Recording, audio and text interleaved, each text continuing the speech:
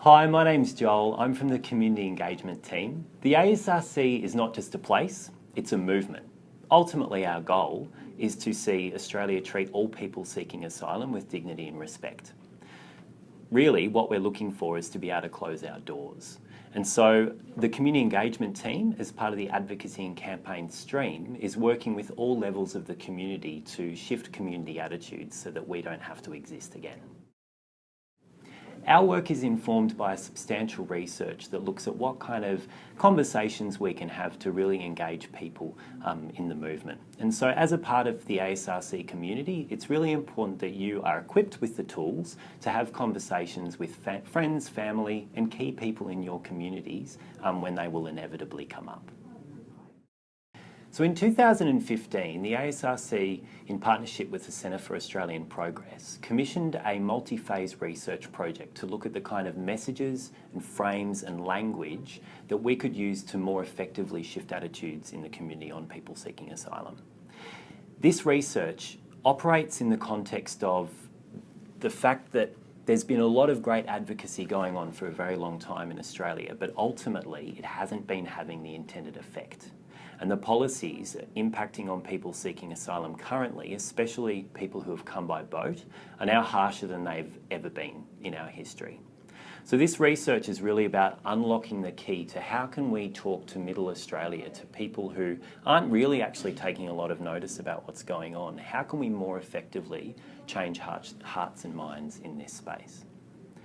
So the research was led by a communications expert from the United States called Anat Schenker-Osorio. So she led a team of local researchers here, including companies like Kudos and Commonality, to run this 6-month project to look at these messages and frames, and they delivered the findings to us at the end of 2015. The research began with a linguistic analysis, looking at the existing state of discourse in Australia on refugee rights. So they took over 1,000 data entry points to look at what was the government saying about this issue, what were the main media outlets saying about the issue, and also really importantly, what were the refugee rights groups saying about this issue. That gave us a baseline measure of what kind of language and frames were being used so that we could then come back later and compare different types of messages.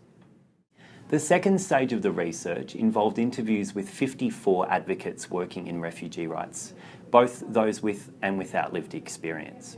So the researchers interviewed people with really broad, deliberately broad questions to elicit the underlying values that guide them in their advocacy.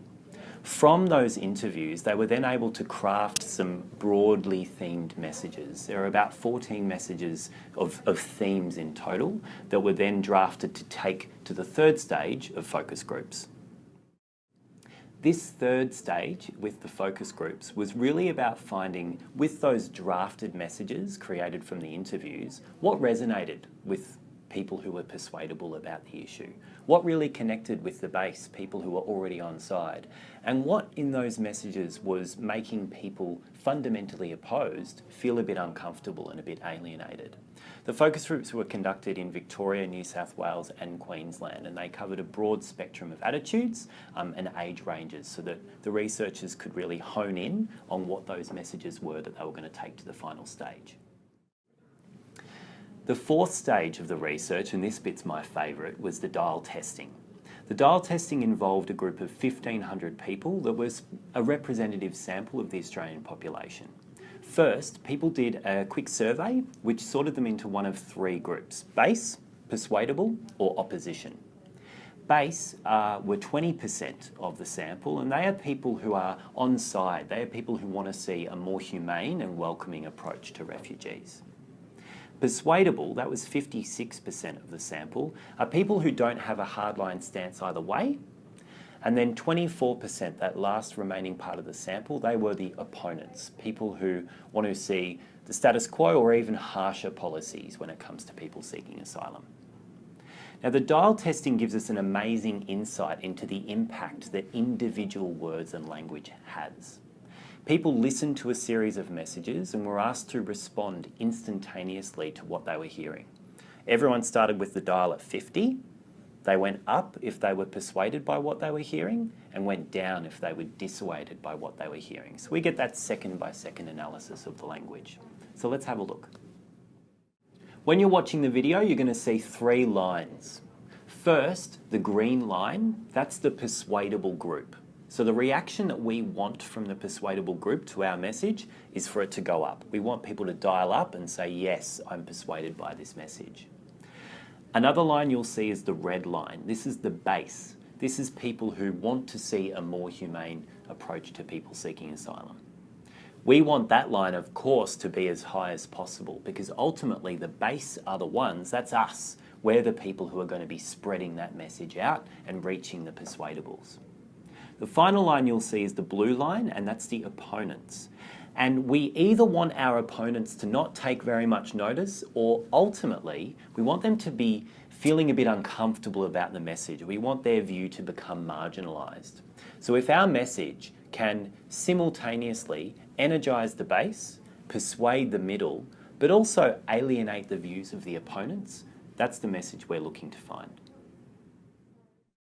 It is not illegal for refugees to come here, and Australia must fulfil its humanitarian and legal obligations to asylum seekers and refugees under international law and Refugee Convention.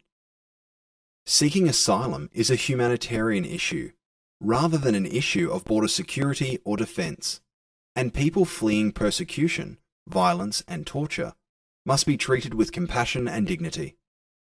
Mandatory detention in offshore facilities is cruel and inhumane. As signatory to the Refugee Convention, Australia must fairly and efficiently assess the applications of all asylum seekers who arrive in Australian territory, including territorial waters, irrespective of their mode of arrival.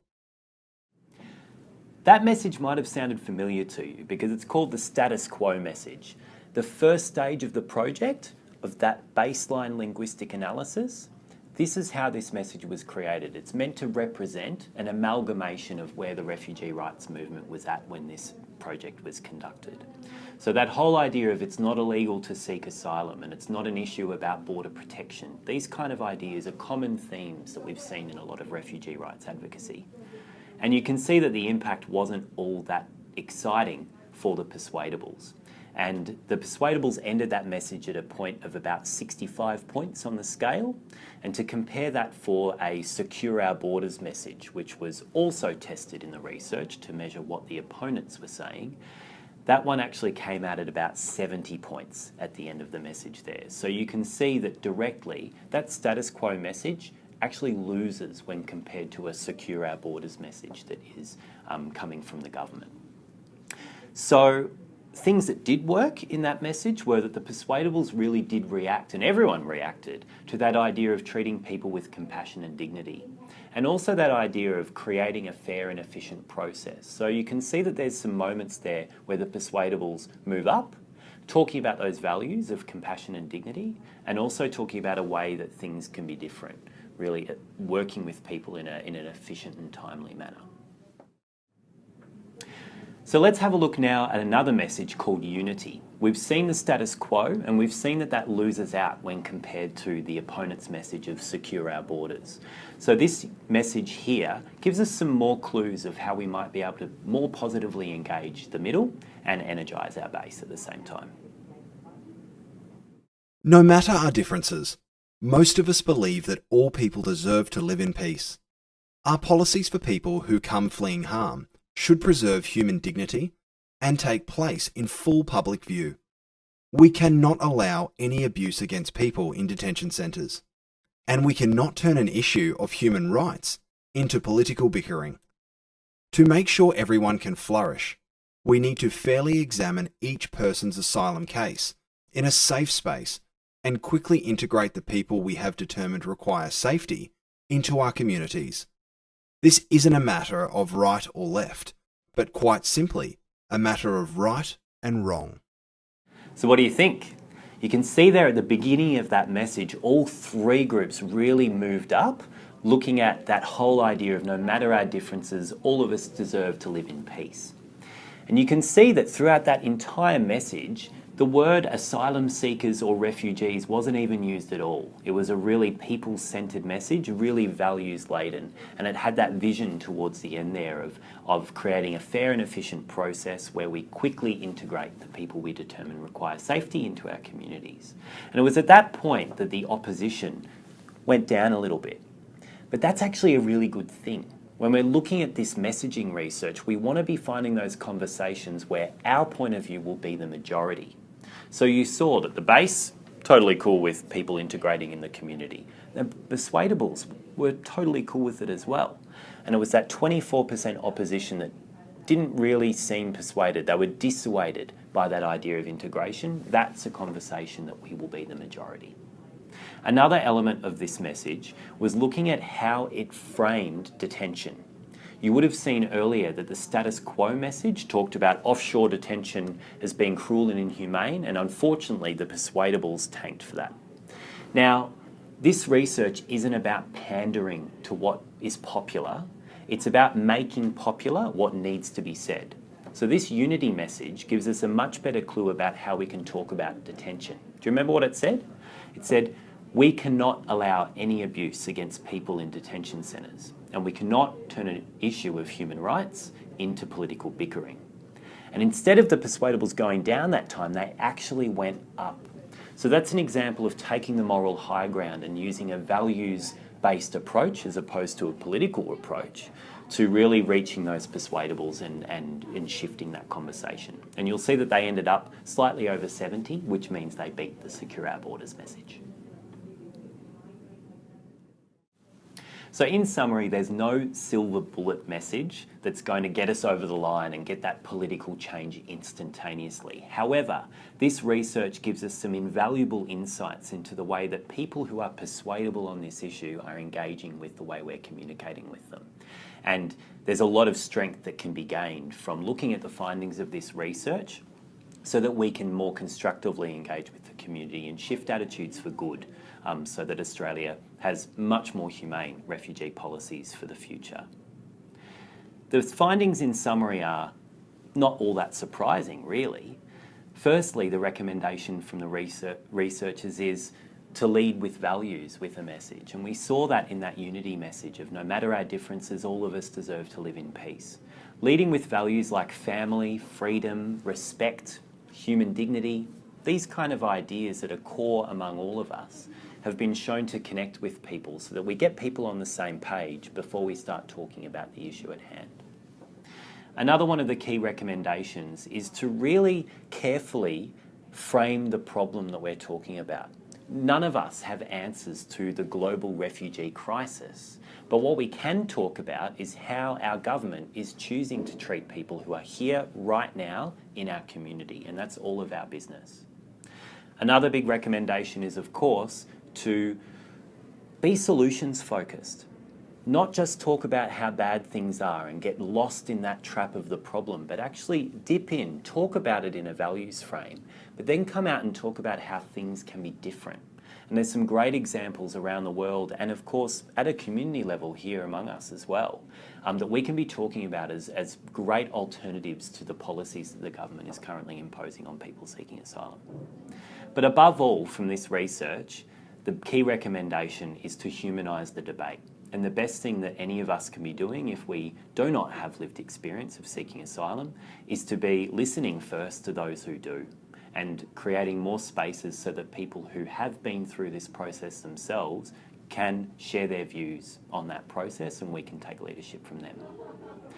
We'll let you now have a bit of a read of the more comprehensive list of findings from the researchers, and there's also a great table which has replace and embrace of some key terms that we can be replacing and embracing to really implement this research. And come and find me in the ASRC if you're in at the Footscray office, because